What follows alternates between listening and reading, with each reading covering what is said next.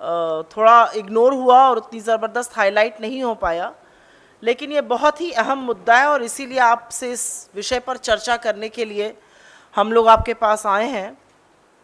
भारत का आज तक का सबसे बड़ा बैंक का धोखाधड़ी का मामला, DHFL नाम की एक कंपनी ने 17 भारत के बैंकों को लूटा करीब 34,000 करोड़ रुपए से।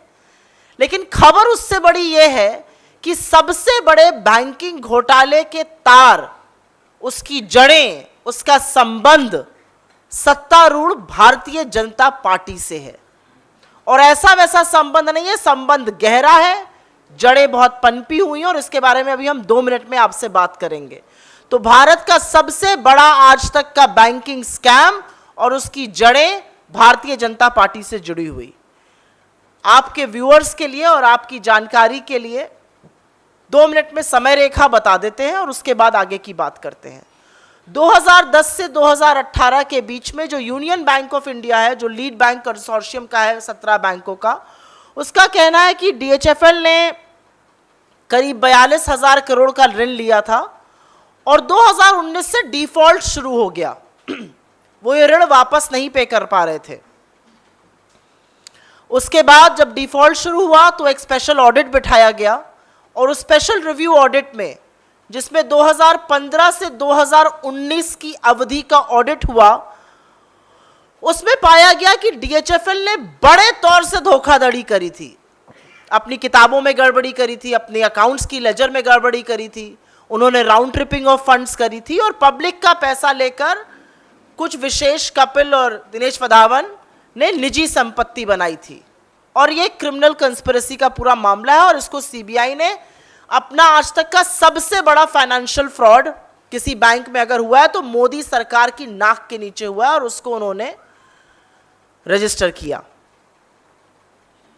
लेकिन इसमें बड़ी खबर यह है कि मार्च 2021 में CBI ने प्रधानमंत्री आवास योजना, जो बड़े जोर शोर से 2015 में लॉन्च करी गई थी, उसमें भी DHFL और उनके प्रमोटर्स को आरोपी करार देते हुए केस दर्ज किया था।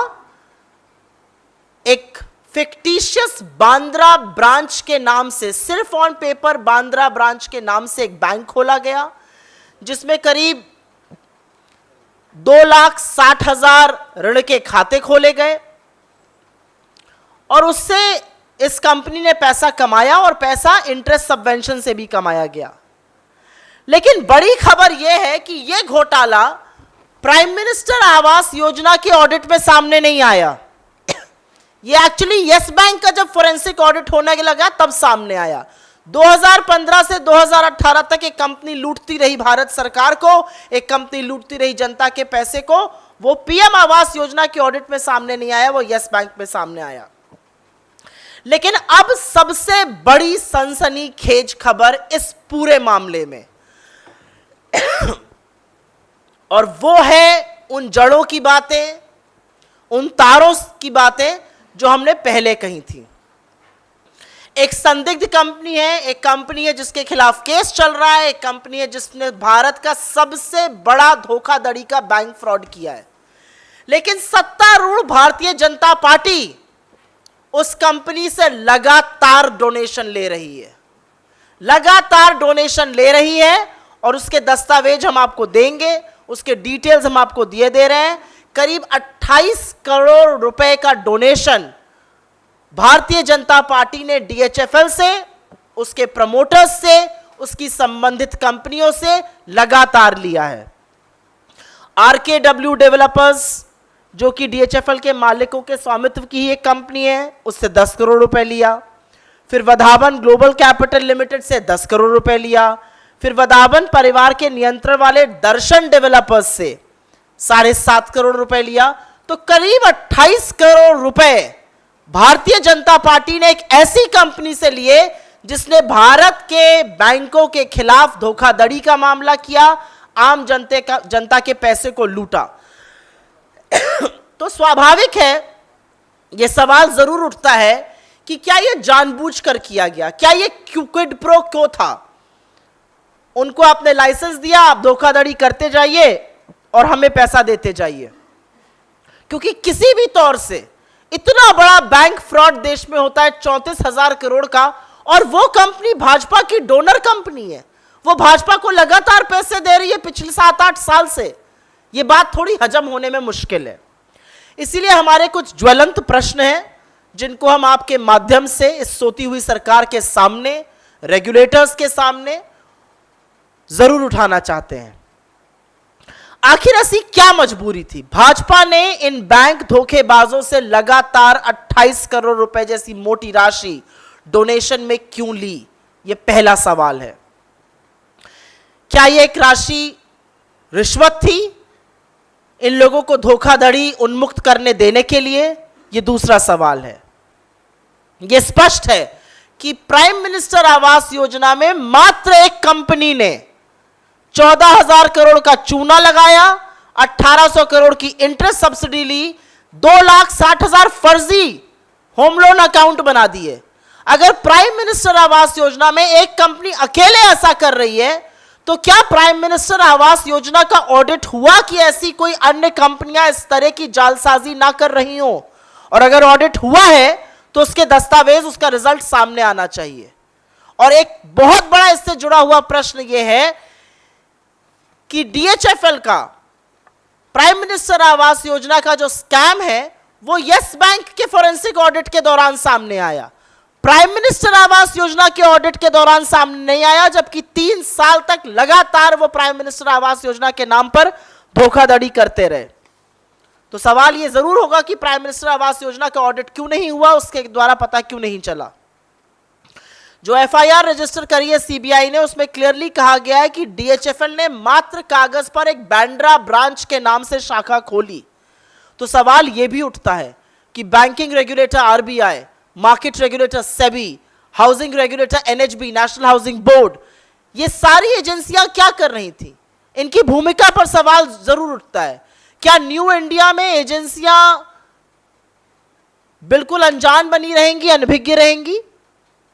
और 2 अंत में सवाल हैं जो आपके सामने बोलने जरूरी है। बैंक धोखाधड़ी को नियंत्रित करने के लिए सरकार क्या कर रही है? यह सच है कि एनपीए के खिलाफ एक बड़ी मुहिम यूपीए सरकार ने चलाई थी, तत्कालीन आरबीआई गवर्नर रघुराम राजन ने चलाई थी। क्रोनी कैपिटलिस्ट के चलते उनको उनके पद से हटने के लिए मजबूर करना पड़ा। आपने बैंक ऋण को नियंत्रण करने के लिए, दोषियों को सजा देने के लिए क्या मुहिम चलाई है? आपकी नाक के नीचे हिंदुस्तान के सबसे बड़े बैंक फ्रॉड हो रहे हैं, चाहे वो एबीजी शिपयार्ड हो 20,000 करोड़ से ऊपर, चाहे वो डीएचएफएल हो जो आज 34,000 करोड़ के फ्रॉड की हम बात कर रहे हैं, चाहे वो नीरव मोदी हो, मेहुल चोकसी हो, विजय माल्या हो, जो बड़ा बड़ा चूना लगाकर इस देश को आपकी नाक के नीचे, आपकी संस्थाओं को गोली देकर इस देश से चले गए। उनके बारे में आपका क्या एक्शन है, क्या क्रियान्वयन है? और अंत में, क्योंकि यह पब्लिक डोमेन में, मुझे कहने में कोई संकोच नहीं है कि एसबीआई जो बैंक है, स्टेट बैंक ऑफ इंडिया, उसने तत्कालीन रिलायंस कम्युनिकेशन जो अनिल अंबानी जी के अधीन कंपनी थी, उसके खिलाफ धोखाधड़ी की शिकायत करी है। आज तक सीबीआई ने इस पर एफआईआर दर्ज करके केस संज्ञान में क्यों नहीं लिया है? क्योंकि एक दूसरा फ्रॉड बन रहा है। तो सवाल बहुत ज्यादा है, लेकिन सबसे महत्वपूर्ण और सबसे ज्वलंत सवाल यही है कि भाजपा ने एक ऐसी संदिग्ध कंपनी से, जिसने हिंदुस्तान के आवाम के खिलाफ, हिंदुस्तान के बैंकों में 34,000 करोड़ रुपए का फ्रॉड किया, मोदी सरकार के तत्वाधान में, उनकी नाक के नीचे, उससे इतनी मोटी रकम डोनेशन की क्यों ली गई? और क्या यह रिश्वत है उनको इस तरह का फ्रॉड करने देने की? I will very briefly make a statement in English on this. It's a very important issue because it clearly shows that the BJP has links to India's largest banking fraud ever. And I'm not saying this, the numbers and the data tells us that story. DHFL is alleged to have committed a banking fraud of nearly 34,000 crore rupees. But the worrying thing is that the BJP has links and deep-rooted links to this fraud. I will briefly tell you the timeline of the fraud. 2010 to 2018, according to the Union Bank of India, the lead bank in the consortium, DHFL took loans worth 42,000 crore rupees. It started defaulting on payments in 2019. upon which there was a forensic special review audit that happened by KPMG. Between 2015 and 2019, it threw up that DHFL had cooked its books, it had round-tripped funds, it had diverted funds, it had used public money to create wealth and to create assets for Kapil and Dinesh Madhavan.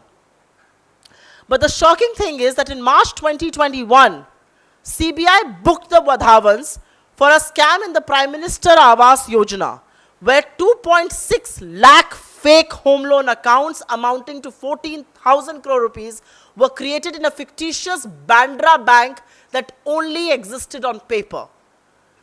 And it is not just the 14,000 crore fraud, the Madhavans actually got 1,800 crore rupees in interest subsidy from the government of India on account of these fake loans.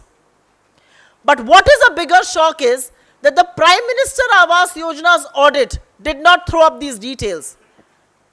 This actually came up in the forensic audit of Yes Bank.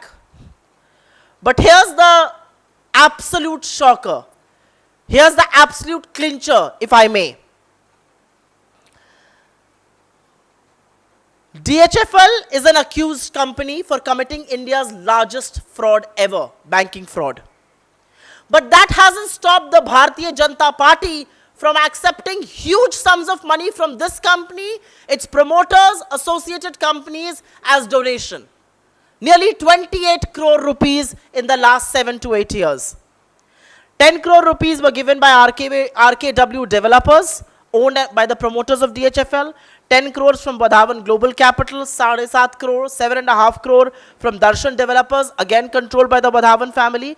So the raising questions of the day, and the first and foremost question is, why did the BJP take money from a tainted company accused of committing India's largest banking fraud? 28 crore rupees is money that all matters to you. Will you take it from any source? Will you take it from anti-national people? Will you take it from banking fraudsters? Because that's what you're doing. I mean, these are people duping public sector banks and you're willing to take donations from them. The second important point is that the Prime Minister Awas Yojana was scammed by one company, the DHFL.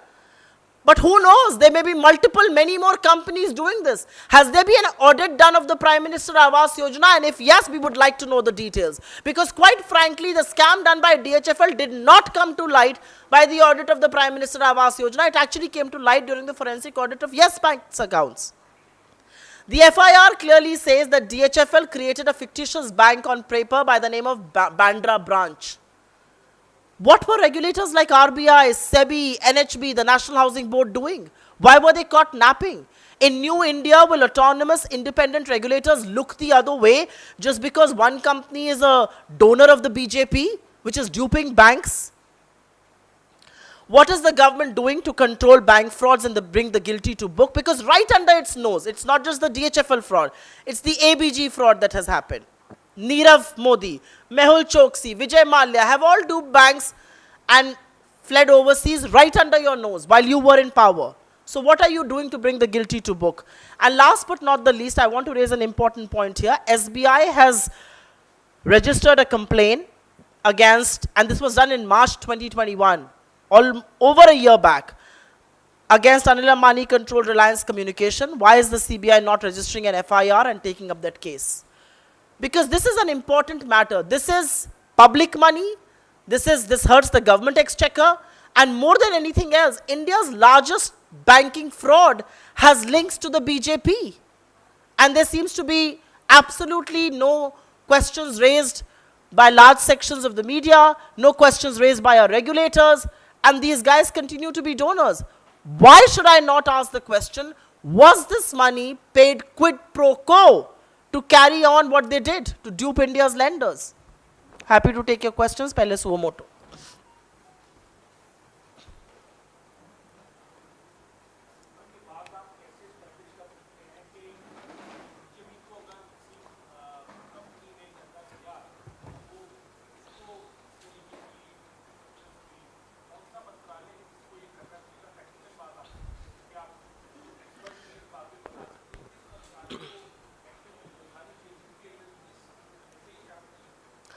DHFL के खिलाफ मामला 2018 से ही चल रहा है. 2018 में ये बात लाइट में आ गई थी कि वो अपने पेमेंट्स पे डिफॉल्ट कर रहे हैं। मीडिया रिपोर्ट्स के बाद इसको संज्ञान में भी लिया गया था और उनके खिलाफ मामला चल रहा था। अगर एक कंपनी के खिलाफ बैंक फ्रॉड का मामला चल रहा है तो क्या राजनीतिक नैतिकता ये कहती है कि आप उस कंपनी से डोनेशन लीजिए? उसके बारे में फाइनेंस मिनिस्ट्री को पता है, उसके बारे में कॉर्पोरेट अफेयर्स मिनिस्ट्री को पता है, उसके बारे में आईबीसी को पता था, एनसीएलटी को पता था, डीएचएफएल बिका, उसको पीरामल्स ने खरीदा, ये सारी पब्लिक डोमेन में नॉलेज है। और उसके बाद भी आप एक ऐसी कंपनी, ऐसे प्रमोटर्स, ऐसी एसोसिएटेड कंपनी से लगातार डोनेशन ले रहे हैं, तो या तो आपकी पैसे की हविश बहुत ज्यादा है और आपको फर्क ही नहीं पड़ता कि पैसा कहां से आ रहा है। All that you understand is the colour of money, irrespective from where it is coming. It could be coming from fraudsters today, it could be coming from anti-national elements today, it could be coming from terror funding tomorrow. तो आप तो सिर्फ पैसा लेना जानते हैं, या और मुझे ऐसा लगता है कि यह सवाल जरूर उठना चाहिए कि क्या यह वो रिश्वत थी जिसने अलाउ किया, जिसने हौसला दिया वधावंश को यह करने का जो वो कर गुजरे। सबसे बड़ा देश का बैंकिंग फ्रॉड 34,000 करोड़ रुपए करना कोई आसान बात नहीं होती है। और अगर ऐसा हुआ तो बिना सरकार के संरक्षण के, और ऐसी सरकार के संरक्षण के जिसकी पार्टी ने लगातार यह मामला उभरने के बाद भी डोनेशन एक्सेप्ट करी, यह अपने आप में सवाल उठाता है।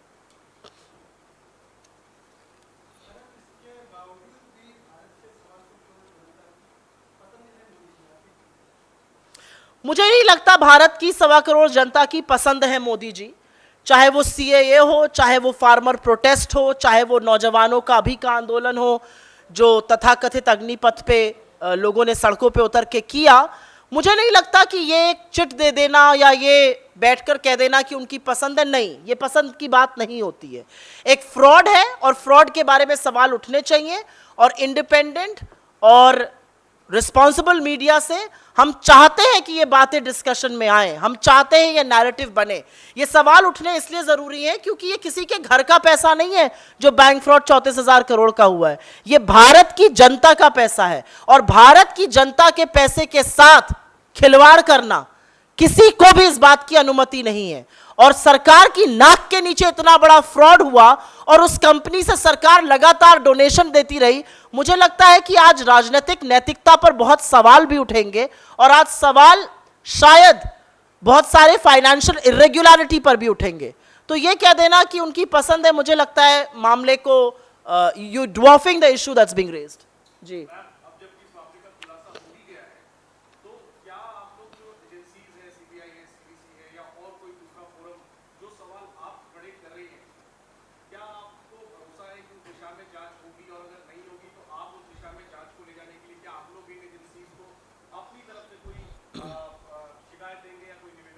आपके माध्यम से इस मुद्दे को उठाने का आशय ही ये है कि चाहे ये एजेंसीज हों जिनका आपने नाम लिया, जो इन्वेस्टिगेटिव एजेंसीज हैं, या जो रेगुलेटर्स हैं, मैंने बार बार रेगुलेटर्स से भी आह्वान किया कि आपकी जिम्मेदारी है, नैतिक जिम्मेदारी है कि हिंदुस्तान की जनता के पैसे के साथ इतना बड़ा फ्रॉड हो जाता है और आप अनभिज्ञ रहते हैं, ये अपने आप में एक गड़बड़ बात है। आज इलेक्शन कमीशन से मेरा आह्वान है कि ऐसे बड़े फ्रॉडस्टर्स का डोनेशन कैसे पॉलिटिकल पार्टीज एक्सेप्ट कर सकती है और सत्तारूढ़ दल इसको कैसे एक्सेप्ट कर रहा है? क्या पॉलिटिकल पार्टीज के ऊपर कुछ अंकुश नहीं है? क्योंकि भारतीय जनता पार्टी सत्ता में है तो क्या उनके ऊपर कोई अंकुश ही नहीं है कि आप किसका पैसा, कल को आप टेरर फंडिंग का पैसा भी ले लीजिएगा क्या? क्योंकि आपको तो पैसे के रंग से मतलब है। तो मुझे ऐसा लगता है आपके माध्यम से हमारा आह्वान सारी एजेंसीज को है, रेगुलेटर्स को है, और खासतौर से चुनाव आयोग को है, क्योंकि ये डोनेशंस आई हैं और इसके दस्तावेज हैं जो प्रूफ करते हैं कि आई हैं। जरूर इस बारे में सवाल उठना चाहिए कि आखिर किसका पैसा लेने को और कहां तक आप मजबूर हैं। जी हाँ, बताइए। इस विषय पे हो गए सवाल, कोई और सवाल हो तो? जी,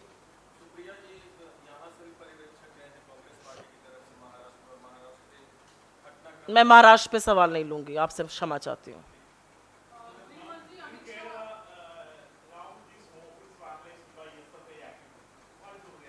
No, my reaction is that it is an absolute act of Gundaism and hooliganism. It tells you that there is complete breakdown of law and order in Kerala. I think this is organized vandalism and it should be condemned at every level, because there should be no space for violence and hooliganism of any kind in politics. We absolutely condemn that, and we do hope that the Chief Minister of Kerala, the left government and party in Kerala will take cognizance of this, because this is no way to show your political opposition. If you have the wherewithal, if you have the guts, if you have the moral courage, engage with us politically.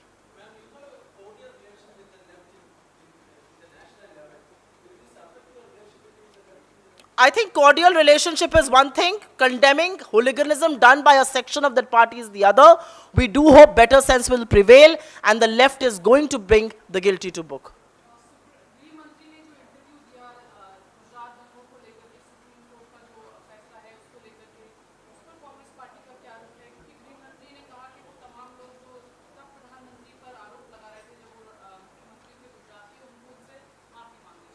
मुझे ऐसा लगता है कि गृह मंत्री को publicity मंत्री बनना चाहिए पहले तो, और इस तरह की बयानबाजी, इस तरह का दौड़ दौड़ कर इंटरव्यू देना इस देश के गृह मंत्री को शोभा नहीं देता है। दुख होता है यह देखकर कि जिस चेयर पर, जिस कुर्सी को, जिस पद पर कभी लौह पुरुष सरदार वल्लभ भाई पटेल थे, आज अमित शाह जी हैं। और इसलिए दुख होता है क्योंकि सुप्रीम कोर्ट के जजमेंट्स को पॉलिटिसाइज करना, उनके जजमेंट से पॉलिटिकल माइलेज और गलत पॉलिटिकल माइलेज निकालना किसी के लिए भी गलत काम है। सुप्रीम कोर्ट ने गुजरात के गवर्नमेंट को, गुजरात के चीफ मिनिस्टर को कोई भी क्लीन चिट नहीं दी है।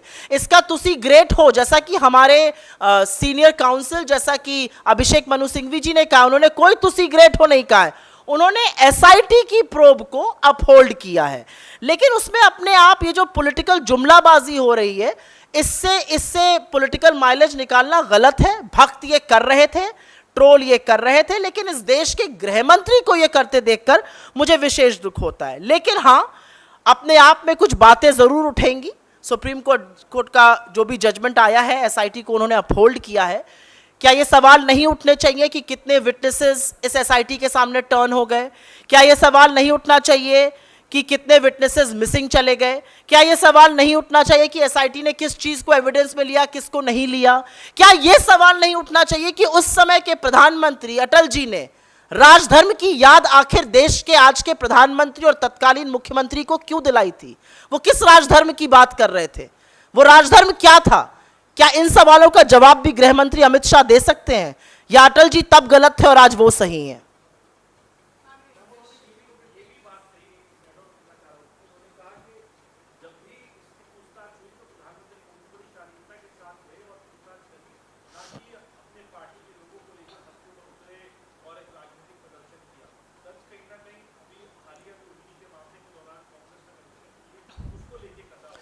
मुझे लगता है कि उस समय मोदी जी किस तरह से अलग थलग पड़े हुए थे अपनी पार्टी में, उनकी कंपनी में उनके साथ दिखना भी भाजपाइयों को पसंद नहीं था।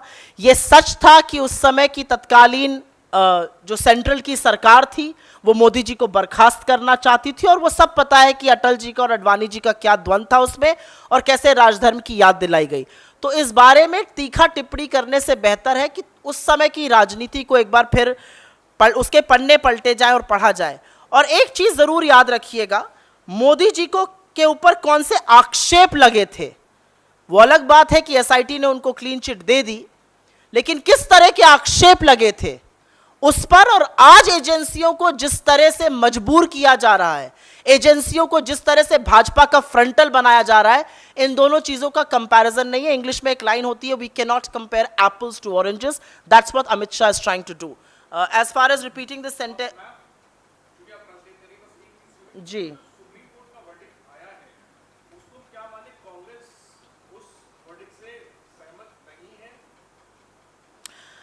I will repeat it for the benefit of all of you once more. The Supreme Court has given a verdict. It is India's highest court of appeal and order. But let us not politicize what the court is saying. The court has not told the Gujarat administration, and I am going to quote senior counsel, my learned colleague and Rajya Sabha member Abhishek Manu Singhvi ji, the Supreme Court has not told the Gujarat administration to see great ho. The Supreme Court has only and only upheld the SIT probe report, which essentially says that there was no conspiracy and violence was sporadic and impromptu. So, making political jumlas out of it, projecting it as if the Supreme Court has laid out the red carpet for Mr. Modi, I think is demeaning, insulting India's highest court. The Supreme Court has only upheld the SIT probe. Having said that, I have no issues with what the Supreme Court has said or not said. I think political questions will be raised. Are you telling me nothing happened in 2002 in India? Are you telling me that the SIT took some and not the other evidence? Are you telling me a large number of witnesses did not turn before the SIT? Are you telling me a large number of witnesses did not go missing? I mean, these are questions that will be raised, and the most important question that will be raised will be what then Prime Minister Atal Bihari Vajpayee told his Chief Minister, Mr. Modi. He said, Raj Dharma ka palan karna chahiye. If there was nothing wrong, why was then Prime Minister talking about Raj Dharma? Why was he talking about the moral compass? Why was he talking about doing the right thing by the book and by spirit? That's the question that today the BJP and the Home Minister, who's making this into a political cheap gimmick, should answer. Any other questions? Thank you. Thanks very much.